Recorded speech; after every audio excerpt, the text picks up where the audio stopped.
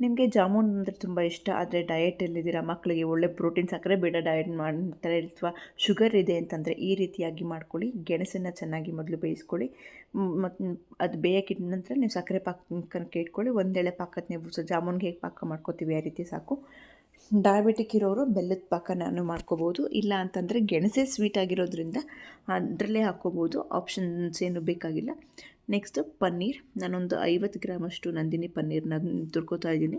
ಇನ್ನೂ ಹೈ ಪ್ರೋಟೀನಾಗಿ ಇರಲಿ, ಒಳ್ಳೆ ರೀತಿಲಿ ಮಕ್ಕಳಿಗೆ ಗೆಣಸು ಸಿಕ್ಕಾಬಟ್ಟೆ ಒಳ್ಳೆಯದು, ಮಕ್ಕಳಿಂದ ಹಿಡಿದು ದೊಡ್ಡವ್ರಿಗೂ ಒಳ್ಳೆ ಫ್ಯಾಟಿ ಆ್ಯಸಿಡ್ ಇರುತ್ತೆ ಅದರಲ್ಲಿ ಅಂತ ಅಂದ್ಬಿಟ್ಟು ತುಂಬಾ ಸಜೆಸ್ಟ್ ಮಾಡ್ತಾರೆ ಎಲ್ಲ ಡಾಕ್ಟ್ರು.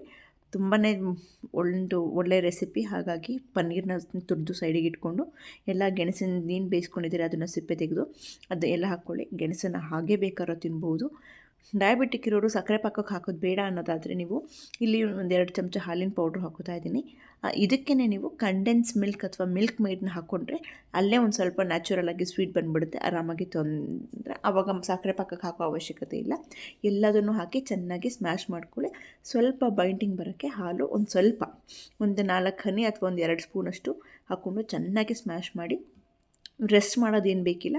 ಒಂದು 5 ನಿಮಿಷ ಬೇಕಾದ್ರೆ ಮುಚ್ಚಿಟ್ಬಿಡ್ಬೋದು. ತಕ್ಷಣ ಉಂಡೆಗೆ ಹಾಕ್ಕೊತೀನಿ. ನಾನು ಆಗಲೇ ಹೇಳ್ದಂಗೆ ಇದಕ್ಕೆ ನೀವು ಮಿಲ್ಕ್ ಮೇಡ್ ಅಥವಾ ಕಂಡೆನ್ಸ್ ಮಿಲ್ಕ್ ಹಾಕಿದ್ರೆ ಸಕ್ಕರೆ ಪಾಕಕ್ಕೆ ಹಾಕೋ ಅವಶ್ಯಕತೆ ಇಲ್ಲ.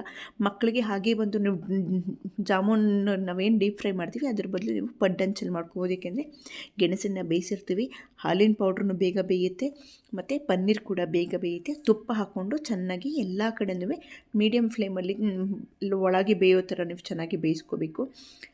ಹೊರಗಡೆ ಹೋಗ್ತಾ ಇದ್ದೀರಾ, ನಮ್ಮ ಮಕ್ಕಳಿಗೆ ಊಟ ತಿಂಡಿ ಸರಿ ಹೋಗ್ತಿಲ್ಲ ಅಂತಂದರೆ ಒಂದೊಳ್ಳೆ ಸೂಪರ್ ಫುಡ್ಡು ಇದನ್ನು ನೀವು ಸಕ್ಕರೆ ಪಾಕಕ್ಕೆ ಹಾಕಿದೆ ಹೀಗೇ ಡ್ರೈ ಆಗೇ ನೀವು ಚೆನ್ನಾಗಿ ಬೇಯಿಸ್ಕೊಂಡು ನೀವು ತೊಗೊಂಡು ಹೋಗ್ಬೋದು. ನಾನು 1 ಟ್ರಿಪ್ಪು ಪಡ್ಡಂಚಲ್ಲಿ, ಇನ್ನೊಂದು ಟ್ರಿಪ್ಪು ಏರ್ ಫ್ರೈಯರಲ್ಲಿ ಹಾಕಿಕೊಂಡು ಟ್ರೈ ಮಾಡೋಣ ಹೇಗೆ ಬರುತ್ತೆ ಅಂತ ನಾನು ಏರ್ ಫ್ರೈಗೆ ಇಡ್ತಾ ಇದ್ದೀನಿ. ಏರ್ ಫ್ರೈ ಇಲ್ಲದೆ ಇರೋರು ಬೇಕ್ ಆಪ್ಷನ್ಗೆ ಇಟ್ಕೋಬೋದು. ಇಲ್ಲ ಅಂತಂದರೆ ಯಾವುದೂ ಇಲ್ಲ ಅಂದರೆ ಪಡ್ಡಂಚಲ್ಲಿ ತುಂಬ ಚೆನ್ನಾಗಿ, ಆ್ಯಕ್ಚುಲಿ ಏರ್ ಫ್ರೈರ್ಗಿನ್ನ ಪಡ್ಡಂಚಲ್ಲಿ ತುಂಬ ಸಾಫ್ಟಾಗಿ ಬಂದಿತ್ತು. ಆದ ನಂತರ ನೀವು ಸಕ್ಕರೆ ಪಾಕಕ್ಕೆ ಹಾಕ್ಕೋಬೋದು. ಹಾಗೆ ಕೂಡ ನೀವು ನೋಡಿ ಈ ರೀತಿ ಉಂಡೆ ಹೋಗಿ ಬಂದು ಸಾಯಂಕಾಲ ಮಕ್ಕಳಿಗೆ ಇದಕ್ಕೆ ಕಂಡೆನ್ಸ್ ಮಿಲ್ಕ್ ಹಾಕ್ಬಿಟ್ರೆ ಸ್ವಲ್ಪ ಸ್ವೀಟಾಗಿ ನ್ಯಾಚುರಲ್ ಆಗಿರುತ್ತೆ, ತುಂಬಾ ಚೆನ್ನಾಗಿರುತ್ತೆ.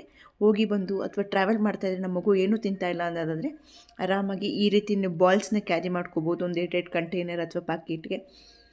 ಶುಗರ್ ಇರೋರು ಅಥವಾ ಡಯಟಲ್ಲಿರೋರು ಸಾಯಂಕಾಲ ಹೋಗಿ ಬಂದು ಆರಾಮಾಗಿ ಈ ಸ್ವೀಟ್ನ ತಿನ್ಬೋದು. ನೀವು ಸಕ್ಕರೆ ಬದಲು ಮಾಂಗ್ ಫ್ರೂಟ್ ಸ್ವೀಟ್ನರ್ ಹಾಕ್ಕೋಬೋದು, ಬೆಲ್ಲದ ಪಾಕ ಹಾಕ್ಕೋಬೋದು, ಇಲ್ಲ ಡೇಟ್ ಸಿರಪ್ ನೋಡಿ ಒಳಗೂ ಕೂಡ ಸೇಮ್ ಜಾಮೂನ್ ಥರನೇ ಬಂದಿದೆ. ಖಂಡಿತ ಟ್ರೈ ಮಾಡಿ ಒಂದು ಸತಿ ಈ ಸೂಪರ್ ಜಾಮೂನ್.